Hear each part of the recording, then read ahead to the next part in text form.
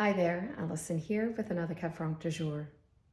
Today's wine is taking us to Saumur-Champigny, and we're looking at the Domaine Filliatreau 2001 Vieilles Vignes Saumur-Champigny. While Domaine Filliatreau may not be the most historic estate in the Saumur-Champigny appellation, its impact on the appellation and Cabernet Franc from the Loire Valley as a whole cannot be understated. Maurice Filliatreau began cultivating 8 hectares of vines around the hamlet of Chaintres back in the mid-20th century, mostly selling his fruit to the local cooperative and other vignerons at this time. In 1967, Maurice retired and he passed the estate on to his son Paul, and this marked the official beginnings of Domaine Filliatreau. A great admirer of the work of Charles Joguet in Chinon, Paul took it upon himself to make some improvements to the cellar in order to improve the quality of his wines, the most significant of which would have been the introduction of stainless steel tanks and temperature control in the 1970s, which at the time would have been still a relatively new phenomenon. With temperature control, Paul was able to make fresher, brighter styles of reds that not only preserved and enhanced the fruit character in Cabernet Franc, but also helped to minimize the slightly more rustic tendencies of the grape variety. He then went on to travel across France to sell his wine, most notably in Paris, where this new style of Cabernet Franc from Saumur-Champigny became a huge hit in the bistros and cafes and grew to become an important part of the dining scene in Paris in the 1980s. Single-handedly, Paul Filliatreau put the Saumur-Champigny appellation on the wine map, setting the stage for what is now one of the great Cabernet Franc appellations in the Loire, and really one of the benchmark regions for single varietal Cabernet Franc around the world.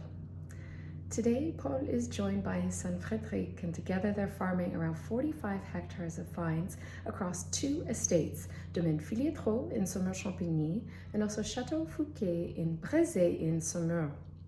The 34 hectares or so of vines that make up Domaine Filliatreau are planted across the communes of Dampierre-sur-Loire, Chassé, Varin, and also Tourcan, which is where the lieu-dit La Grande Vignole is located, which is the source for the estate's top wine. Their vines have been farmed organically now for some time, and as of 2021, all their vineyards are certified biodynamic. Today's wine is coming from a selection of older vines from select parcels around the hamlet of Chaintres, which is in the commune of Dampierre-sur-Loire.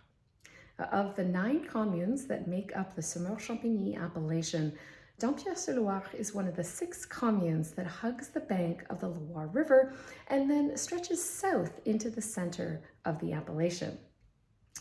Now, in Dampierre-sur-Loire specifically, the commune is around 3 kilometers from north to south and about 2 kilometers from east to west. And as is the case across the entire Saumur-Champigny appellation, there is quite a lot of complexity and diversity to the soils and the terroirs just in this one small commune. So the topography of Dampierre-sur-Loire is quite varied, and the nature of the topography in the commune means that we will find a number of different soils at different elevations. So in the northeastern part of the commune, as well as the southwestern part of the commune, around the hamlet of Chaintres, this is where we find vineyards that are at elevations of around 45 to 60 meters above sea level. And this is where we find the impact of either the upper or the middle Turonian Tuffeau chalk. And then in the central and southern parts of the commune, this is where we find vineyards that are at a slightly higher elevation, around 60 to 85 meters above sea level. This is where we find soils that date to the Cynonian age and the Eocene epoch. And these soils are clays and sands that are mixed with varying percentages of flint, limestone, or sandstone pebbles, depending on where you are. Now, regardless of altitude, the undulating landscape means that we will find any number of exposures here in this commune. So north, south, east, western exposures, and literally everything in between. Now, looking a little bit closer, the lieu-dit for today's wine are all localized around the hamlet of Chaintres, and this is a very historic part of the Saumur-Champigny appellation, where it is believed that vines have been cultivated here since at least the 17th century. Now, in this part of the commune, this is where we find the impact of predominantly the Middle Turonian Tuffeau chalk, and this is a glauconitic micaceous chalk. And there are some generalizations that we can make about the soils here and how they impact viticulture in these particular parts of the commune around Chaintres, as well as in the northeastern part of the commune where we find these tuffeau-derived soils. So first and foremost, these topsoils in these areas tend to be a bit more shallow. So we are hitting the tuffeau chalk bedrock within 50 to 90 centimeters of the surface. In addition to that, the textures of the topsoils tend to have a bit more clay in them, around 25 to 40% clay content. And this is good because we have shallower soils here, so that clay will be good for moisture retention, which is very important for Cabernet Franc, particularly on topsoils or on soils that are a little bit more shallow. And then in terms of the soils here, with regards to the depth and the texture of these topsoils, this will impact some key constraints that will influence viticulture. So these sites will have very good drainage and moderate to good water reserves. Now, these water reserves and this drainage means that these sites are a little bit less vigorous, and also these sites will tend to experience bud break on the normal side or even a little bit earlier than normal. So this combination of drainage as well as water reserves not only impacts yields, but it impacts the precocity of the site. That is to say, whether a site would be considered a little bit warmer / earlier, or a site is a little bit cooler / later. And this will inevitably impact sugar ripeness as well as phenolic ripeness, as well as the balance of these two things when it comes time for harvest. Now, drilling down a little bit further to today's wine and these parcels, this is coming from 5 hectares of vines across the 4 different lieux-dits around Chaintres. And here, these vines are actually, they were planted in the 1930s and 40s. So in 2001, these vines would have been around 60 to 70 years of age. And in terms of soils here, across these 4 lieux-dits, the soils are actually quite homogeneous. And we've got a shallower clay topsoil of about 40 to 50 centimeters. And it's actually, the texture is a bit more, they refer to it as clay sandy loam, or limon argileux sableux in French. We have a moderate amount of stoniness in the topsoil in these parcels as well. And then in terms of the viticulture here, this site would have been, the yield would have been around 55 hectoliters per hectare or so. And then in terms of the winemaking, for this wine would have been all hand-harvested fruit, all destemmed fruit as well. And then the fermentation took place in stainless steel using indigenous yeast, and it would have been with temperature control, of course. And the goal is to keep the temperature between 20 and 25 degrees Celsius. And then in terms of the skin maceration and the extractive techniques here, the time on skins would have been about 24 days, and they would have done some pump overs during that time in order to homogenize the cap and aid extraction. And then once the post-fermentation maceration is complete, the free-run wine would have been drained off the skins and the skins pressed, but this wine actually has 90% free-run wine and only a small addition of about 10% of the press wine in it. That cuvee then would have been aged again in stainless steel for about 9 months or so before bottling. Now, before I get into the tasting notes for this wine, I should note as well that this 2001 Vieilles Vignes is a library release from the estate that was made available in France and the United States. So after this was bottled in 2002, this would have aged in bottle in their underground Tuffeau cellars at about 13 or so degrees Celsius for more than 20 years before this wine was released at the beginning of 2023. So, with all that said, let's get into this wine. Oh gosh, I absolutely adore older examples of Cabernet Franc from the Loire. So the nose is super lifted, it's really fragrant, very open as well.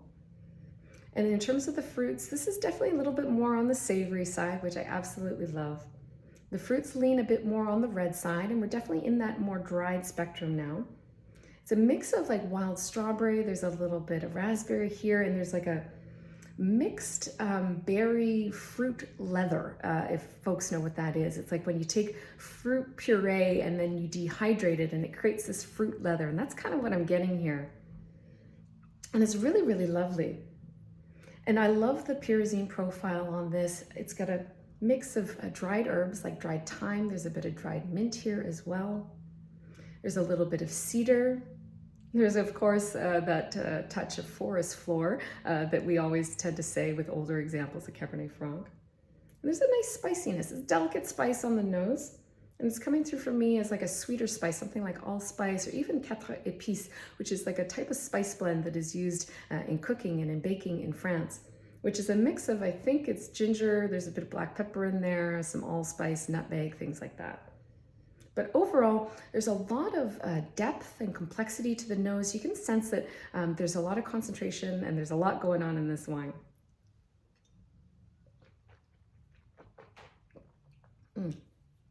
Now, in terms of the fruit profile and the palate, all of those same profiles, or the fruits come through, those red fruits, the savory red fruits come through. And that whole like wild strawberry, like fruit leather thing is really pronounced, and I quite like it actually. The spiciness is a little bit more pronounced on the palate as well, and I do like the savory undertones that I'm getting. And there's a lot more tertiary elements that are coming through on the palate, like a little bit of like a mix of floral notes, like it's quite floral actually on the palate, like dried violets, a little bit of dried rose petals here. There's a bit of a graphite thing going on. There's a touch of mushroom as well. There's also this note, which I sometimes get in older Cabernet Franc, that is reminiscent of like a dried orange peel. It's like this kind of dried blood orange peel kind of thing that's going on.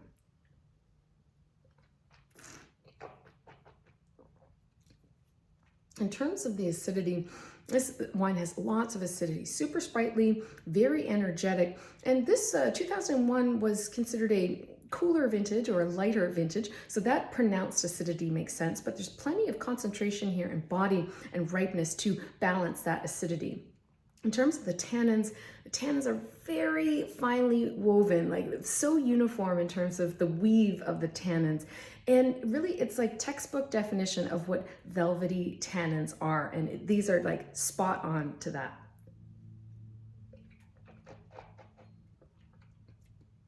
Yeah, so this wine, it's a bit more linear, more focused. It's lean as well. But, you know, despite the fact that this is a little bit of a leaner style of Cabernet Franc, it has a wonderful concentration. There's a great long finish here as well. It's super soulful, you know. For those that love older examples of Loire Cabernet Franc, like this is like if you needed any argument to hold your Cabernet Franc for a longer period of time, this is it, because this wine has soul. It has this charisma to it, but it's also kind of humble, and yeah, it's just this mix of it's focused, it's balanced, it's elegant, and there's a fineness to it as well, which is really lovely. It's like got this filigree kind of texture to it, but it totally punches above its weight class. Like this comes in at 12.5 alcohol, and it really does kind of pack a punch as far as concentration and depth and complexity. And like I said, if there's any argument to hold your Loire Valley Cabernet Franc for a longer period of time, it's wines like this that truly exemplify what this grape can do with a little bit of bottle age. So if you've had this wine before, or perhaps you have another favorite experience with older Loire Valley Cabernet Franc, do let me know what the wine was, what the vintage was in the comments below. And of course, as always, I will be back again soon with another wine. Cheers.